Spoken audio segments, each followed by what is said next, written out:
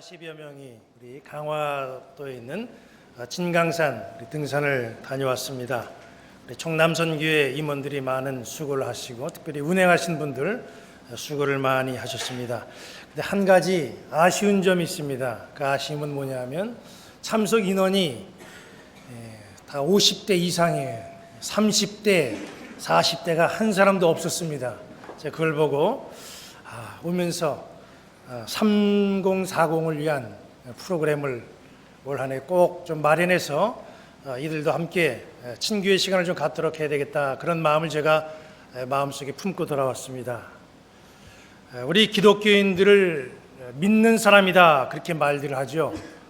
세상 사람들이 기독교인들을 믿는 사람이라 그렇게 말하고 우리 스스로도 얘기할 때에 나는 믿는 자, 믿음의 사람, 이렇게 말을 합니다.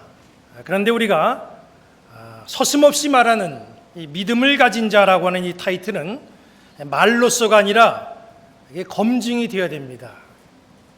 고린도후서 13장 5절 말씀은 이렇게 말씀하고 있어요. 너희가 믿음 안에 있는가? 너희 자신을 시험하고 너희 자신을 확증하라.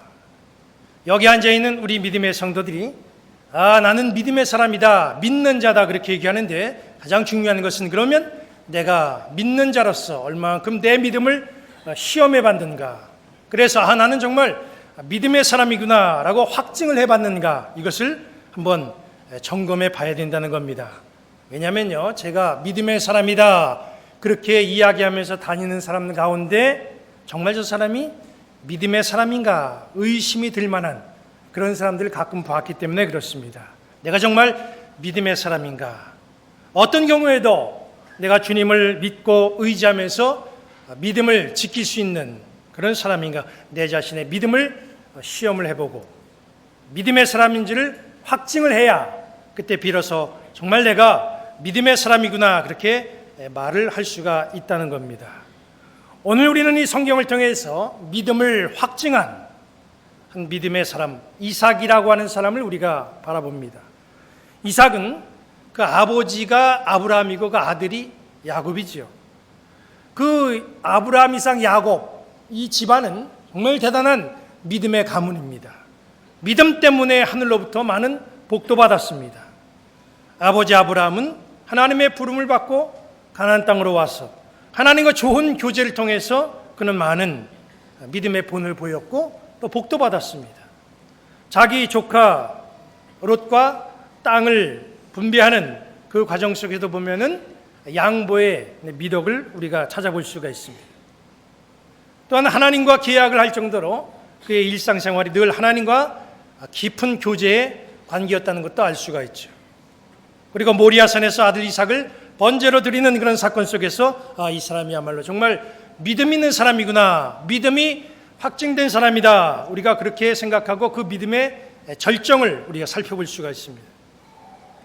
이 이삭의 아들 야곱도 보면 이 사람이 굉장히 파란만장한 삶을 살아갔는데 그 파란만장한 삶을 통하여서 우리에게 많은 교훈의 말씀도 주고 또 많은 사건을 만들어내면서 복의 역사들을 우리가 많이 찾아보게 됩니다. 특별히 야복강에서 천사와 씨름하고 이스라엘이라고 하는 새로운 축복의 이름을 허락받았던 그런 역사, 이걸 우리가 생각해 보면 야곱의 일생 중에서 그게 아마 가장 큰 축복이 아닌가, 우리가 그렇게 여겨집니다. 지금도 이스라엘은 그 옛날 야곱이 받은 그 축복의 이름, 이스라엘이라고 하는 나라의, 이스라엘이라고 하는 그 이름을 그 나라의 이름으로 계속해서 사용을 하고 있습니다. 야곱은 정말 파란만장한 인생을 살았고 복을 많이 받은 사람이죠. 이삭의 아들 야곱은 또 이삭의 아버지인 아브라함은 축복을 많이 받고 믿음의 본을 보이고 믿음의 역사를 펼쳐줬는데, 그러면 이삭은 어떨까? 우리가 이삭을 보면 아버지 아브라함 그리고 아들 야곱에 비하면 그렇게 강렬한 인상을 우리가 받지 못합니다. 이삭의 그 아버지 아브라함과 또 그 아들 야곱은 굉장히 신앙적인 좋은 모습들을 많이 보여줬는데 거기에 비하면 내용적으로 조금 약하지 않는가, 그런 인상도 우리가 받게 됩니다. 이삭은 아버지와 아들에 비하면 파란만장한 인생 살지 않았어요. 그런데 오늘 본문 보니까 이삭이야말로 이 진짜 믿음의 사람이구나 라고 하는 사실을 우리가 발견해 보게 됩니다. 여기 말씀 보니까 이삭이 살고 있는 지역에 흉년이 들었습니다. 그래서 이삭은 그곳에 살지 않고 다른 지역으로 그랄 지역이라는 곳으로 삶의 자리를 옮기게 됩니다. 그랄 지역은 블레셋 영역이고, 그리고 블레셋 지역에는 이제 아비멜렉이라고 하는 사람이 왕으로 존재하고 있습니다. 이삭은 그랄 지역에 정착해서 흉년의 위기를 넘기죠. 성실하게 일해가지고 많은 수확, 여기 성경대로 말하면 100배의 수확을 받다고 그랬어요. 수확물도 많이 보고 가축들도 많아졌습니다. 여기 12절부터 13절을 읽어드리면 이삭이 그 땅에서 농사하여 그 해에 100배나 얻었고 여호와께서 복을 주심으로 그 사람이 창대하고 왕성하여 마침내 거부가 되었다 그랬어요. 성공한 거예요. 새로운 지역에 정착을 해서 그 지역에서 성공했습니다. 큰 부자가 됐어요. 부자가 됐기 때문에 이제는 누리는 일만 남았습니다. 베풀고 나누고 누리는 거 얼마나 멋진 삶이에요. 세상을 다 얻은 것 같지요. 그런데 문제가 발생됐습니다. 여기 13절부터 15절을 봅니다. 그 사람이 창대하고 왕성하여 마침내 거부가 되어 양과 소가 떼를 이루고 종이 힘이 많으므로 블레셋 사람이 그를 시기하여 그 아버지 아브라함 때에 그 아버지의 종들이 판 모든 눈물을 막고 흙으로메었더라. 물질이 많아지면 이게 성공인 줄 알았어요. 돈을 많이 벌어가지고 이제 잘 살 줄 알았어요. 그런데 문제가 발생된 것은 그곳에 사는 본토민들이 시기를 하는 겁니다. 외국에서 웬 사람이 와가지고 뭔가 열심히 일해서 뭐 하나 봤더니 엄청나게 많은 물질을 얻고 자기들보다 훨씬 더 잘 사는 그런 모습이 펼쳐진 거예요. 이게 아주 본토민들에겐 몹시도 못마땅한 그런 모습이었습니다. 그래서 본토민들이 이삭을 회방합니다. 이삭이 확보한 운물을 메우기 시작했어요. 운물이 없으면 생존할 수 없잖아요.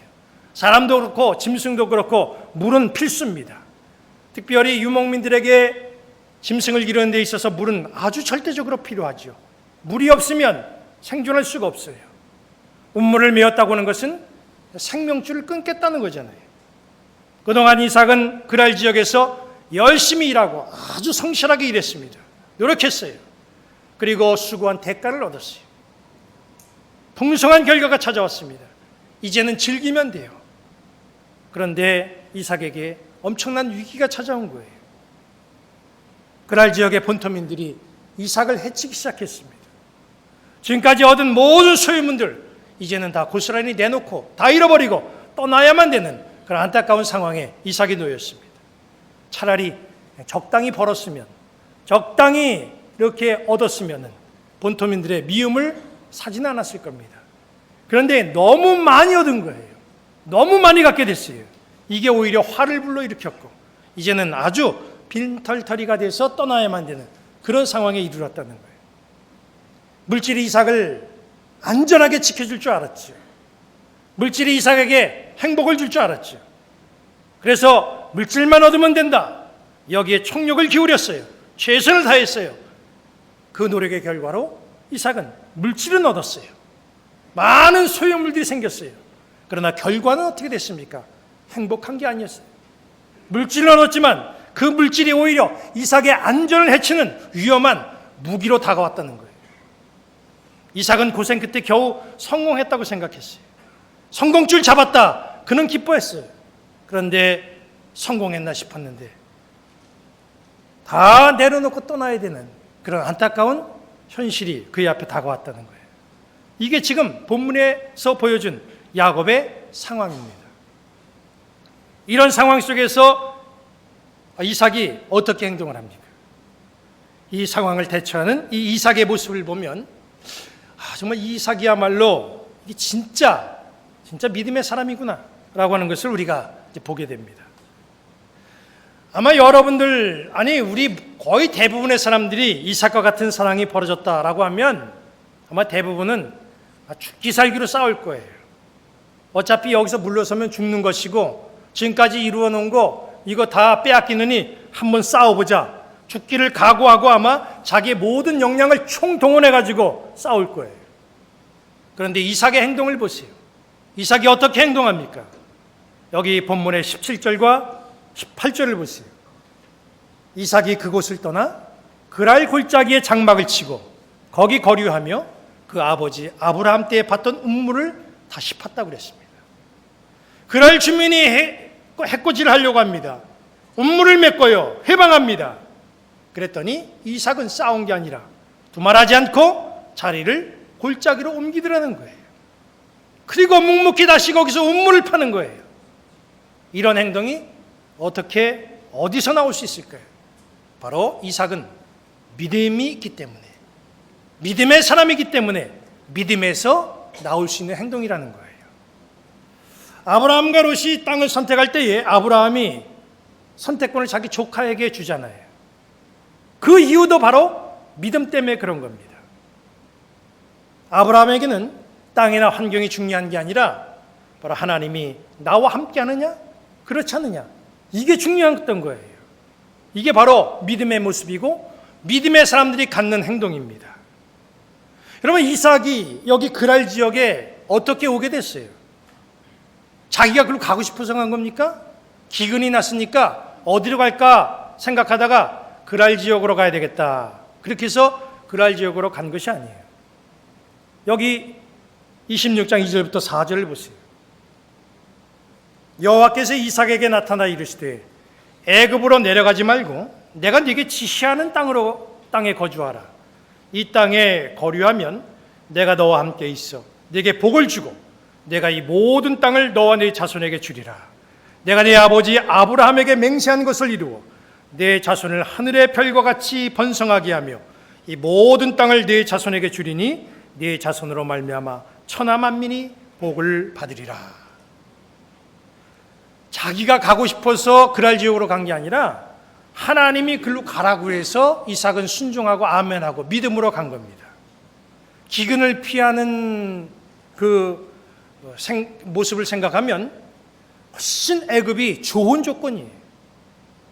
성경에 보세요. 성경에 보면 이 서남아시아 지역에 기근이 생길 때마다 사람들은 어디로 다 대피했냐면 다 애굽으로 갔습니다. 그만큼 애굽은 주변 나라들에게 큰 도움을 줄 수 있을 만큼 능력이 있는 그런 나라예요. 사실 이삭도 그리로 가고 싶은 생각도 아마 있었을 겁니다. 그런데 하나님은 이삭에게 말씀합니다. 애굽으로 가지 말아라. 26절에 하나님이 이삭에게 주신 그 26장 3절에 보면 이 이삭에게 주신 하나님의 그 말씀이, 축복이 나와 있어요. 이 땅에 거류하면 내가 너와 함께 있어 네게 복을 주고 내가 이 모든 땅을 너와 네 자손에게 주리라. 다른 데로 가지 않고 이 땅에서 살면, 내가 가라는 곳에서 살면 내가 너에게 복을 주겠다. 이게 하나님의 말씀이고 그 하나님의 말씀을 이삭은 믿고 순종해서 그랄 지역으로 간 거예요. 보니까 거긴 뭐 그렇게 크게 기근을 피할 만큼 좋은 조건은 아니에요. 그래도 하나님이 글로 가라고 하니까, 거기 가면 내가 너에게 복을 준다고 말씀하니까 이삭은 거기에 순종하고 믿음으로 그렇게 그 길을 택하고 갔던 거예요. 철저하게 하나님을 믿는 믿음이 이삭의 마음속에 있었던 겁니다. 이런 마음을 갖고 하나님을 바라보고 살아가니까 그랄 주민이 뭐 자기에게 어떻게 상대하든 그거 상관하지 아니하고 싸울 필요가 없다고 생각했던 거예요. 하나님에게만 초점을 맞추고 살겠다는 거죠. 이삭은 그랄 골짜기로 자리를 옮기고 이제 운물을 또 팝니다. 그랬더니 이번에는 그랄 목자들이 와서 또 소유권을 주장합니다.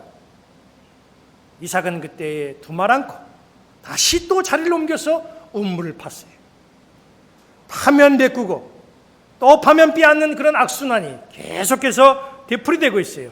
그래도 이삭을 보니까 이삭이 낙심하지 않습니다. 우리가 여기서 궁금한 건 상황이 이렇게 악화가 되고 이삭이 정말 이거 큰 난감한 상태에 지금 빠지게 됐는데 그랄라고 하라고 말씀하신 하나님은 뭐하고 계시느냐라고 하는 점이에요. 그랄은 하나님이 가라고 그래서 간 거거든요. 하나님이 가라고 해서 갔으면 이삭이 어려운 상황에 처했을 때에 하나님께서 말씀을 주시든지 어떤 변화의 역사를 주셔서 이삭을 좋게 만들어줘야 되잖아요. 그 위기에서 건져주셔야 되잖아요. 상황을 다 정리해 주셔야 되잖아요. 그런데 이삭의 운물이 막 메워질 때도 하나님은 잠잠히 계셨어요. 이삭이 운물을 빼앗길 때도 하나님은 개입하지 않았습니다. 이상하잖아요. 이 위기 상황에 가라고 말씀하신 하나님이 왜 가만히 계십니까? 왜 침묵하십니까? 하나님이 그렇게 무책임한 분일까요? 우리는 여기서 하나님이 갖고 계시는 하나님의 속성을 볼 수가 있습니다. 하나님의 속성 가운데 하나가 뭐냐면요, 하나님은 우리의 믿음이 확인될 때까지 지켜보고 계신다는 거예요. 하나님은 아브라함이 자기 조카 롯과 땅을 나누는 데 있어서 개입하지 않으셨잖아요. 아브라함은 자기 조카하고 지금 땅을 선택해야 돼요. 집안끼리니까 얼마나 입장이 곤란해요. 어른이 돼가지고 좋은 땅 갖겠다고 말할 수도 없고 저쪽으로 가라 그럴 수도 없고 참 입장이 곤란하잖아요. 그러면 하나님이 나타나셔서 너는 동쪽으로 가고 너는 서쪽으로 가고 너는 이쪽으로 가든지 넌 저쪽으로 가든지 이렇게 정리를 해주시면 얼마나 좋아요. 그러면 부담감들이 없잖아요. 하나님의 말씀을 근거로 해가지고 그렇게 행동하면 그렇게 되잖아요. 그런데 그때도 하나님은 나타나지 않았어요. 아무 말씀이 없었어요. 개입하지 않았습니다. 다만 하나님은 땅을 나눌 때에 아브라함과 롯이 어떻게 결정하는지 그리고 어떻게 행동하는지 이것만 침묵하시면서 지켜보고 계셨다는 거예요. 아브라함과 롯은 땅 문제를 매듭짓고 난 다음에 그리고 아브라함은 그 자리에 남고 롯이 소돔으로 떠난 다음에 그 다음에 모든 상황이 정리된 다음에 그 다음에 하나님은 아브라함에게 나타나셨어요. 창세기 13장 14절을 보면 이렇게 말씀하고 있습니다. 롯이 아브라함을 떠난 후에 여호와께서 아브라함에게 이르시되 너는 눈을 들어 너 있는 곳에서 북쪽과 남쪽 그리고 동쪽과 서쪽을 바라보라. 보이는 땅을 내가 너와 네 자손에게 주리니 영원히 이르리라 그랬습니다. 롯이 아브라함을 떠난 후에 이 말은 뭐예요? 다 상황이 종료가 된 다음에 그런 말이에요. 하나님은 이삭의 운물 사건이 진행되고 있을 때는 나타나지 않았어요. 침묵하고 있었습니다. 그냥 바라만 보고 계셨어요. 침묵하신 하나님이 언제 침묵을 깨셨어요? 여기 24절 말씀을 보시기 바랍니다. 그 밤에 여호와께서 그에게 나타나 이르시되 나는 내 아버지 아브라함의 하나님이 두려워하지 말라. 내 종 아브라함을 위하여 내가 너와 함께 있어 내게 복을 주어 네 자손이 번성하게 하리라 하신지라. 여기 이삭의 경우를 한번 보세요. 이삭의 경우도 보면요, 이삭이 운물의 문제를 가지고 이제 믿음으로 다 수습합니다. 메꾸면 다시 가서 파고, 뺏기면 또 가서 파고, 그리고 자꾸 반복하니까 더 이상 문제가 안 나요. 그래서 이제 모든 상황이 정리가 됐어요. 모든 상황이 다 정리되고 마무리된 다음에 이삭은 하나님께 예배하기 위해서 브엘세바로 올라갑니다. 브엘세바로 올라가는 그 밤에 비로소 하나님은 이삭에게 나타나시고 복을 약속하십니다. 두려워하지 말라. 내 종 아브라함을 위하여 내가 너와 함께 있어 내게 복을 주어 네 자손이 번성하게 하리라. 이게 바로 믿음을 가지고 운물을 파는 자가 받을 복이라는 거예요. 우리가 세상을 살다 보면 이삭과 똑같을 수는 없지만 비슷한 경우를 만날 수도 있습니다. 열심히 땀 흘려가지고 만들어 놓은 나의 모든 수고가 회방을 받을 때가 있어요. 열심히 노력해서 이루어놨더니 자기 거라고 주장하는 사람들도 나타나요. 외국의 어떤 나라에서는 신앙생활 하시는 우리나라 교민들이 일부러 교회를 건축하지 않습니다. 건축할 수 있는 여력이 있어도 건축을 안 해요. 왜냐하면 종교의 자유가 완전히 보장되지 않은 그런 나라이기 때문에 이 건물 지어놨다가는 뺏길 수가 있다는 거예요. 그래서 건물 짓지 않고 그냥 건물을 빌려서 그걸 예배처소로 삼고 예배합니다. 불안한 거죠. 누군가가 나를 회방하고 나를 모함하고 나를 넘어뜨리려고 할 때에 사람들은 거기에 어떤 방법으로든지 대처를 하게 돼 있어요. 그러면 우리 예수님을 믿는 우리 믿음의 사람들은 이와 같은 이삭과 같은 상황이 발생됐을 때에 어떤 행동을 보일까요? 여러분 같으면 믿음의 사람이라고 하는데 어떻게 행동하겠어요? 이삭은 묵묵히 운물을 팠다고 그랬어요. 내가 과연 이삭처럼 운물을 파는 신앙인이 될 수 있을까? 많은 신앙인들을 봤지만 정말 이런 상황에서 운물을 파는 신앙인들 정말 찾기가 힘들었어요.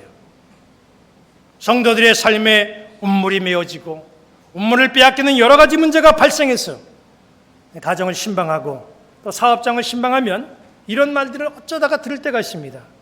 내가 지금 이렇게 상황이 힘들고 어려운데 예배하게 됐습니까? 예배하게 됐냐는 거야, 이렇게 힘든데. 운물이 메어지고 빼앗기기 때문에 절망이 아니에요. 더 이상 운물을 팔 수 있는 믿음이 없기 때문에 그게 절망입니다. 하나님은 우리의 문제를 다 알고 계셔요. 그리고 우리가 어떻게 문제를 풀어가야 되는지 이걸 지켜보고 계십니다. 그런데 지켜보시는 하나님 앞에서 우리 믿음의 사람들이 어떤 행동을 보입니까? 사회에서 일어나는 분쟁, 이건 뭐 둘째치고라도 이 교회 안에서 일어나는 분쟁에 대해서 우리 믿음의 사람들이 교회 문제를 어떻게 처신하고 어떻게 행동하고 있어요? 우리는 어떤 모습으로 세상 사람들에게 이게 믿음의 사람이다 그렇게 보여주고 신앙의 길을 걸어가면서 분쟁을 맞닥뜨리고 있습니까? 운물이 메꾸어지고 운물이 다른 사람에게 의해서 강탈당하고 빼앗기게 되니까 다시 운물을 파는 게 아니라 법정에다가 소송을 하더라고요. 소송하는 교회, 소송하는 교단이 지금 난무하고 있습니다. 이것이 하나님의 사람들, 믿음의 사람들이 교회에서 보여주고 있는 안타까운 모습이라는 거예요. 순교자의 피와 성도들의 희생과 헌신으로 세워진 한국교회가 언제부터 이렇게 소송을 불사하고 이익을 챙기는 이익 집단이 됐습니까?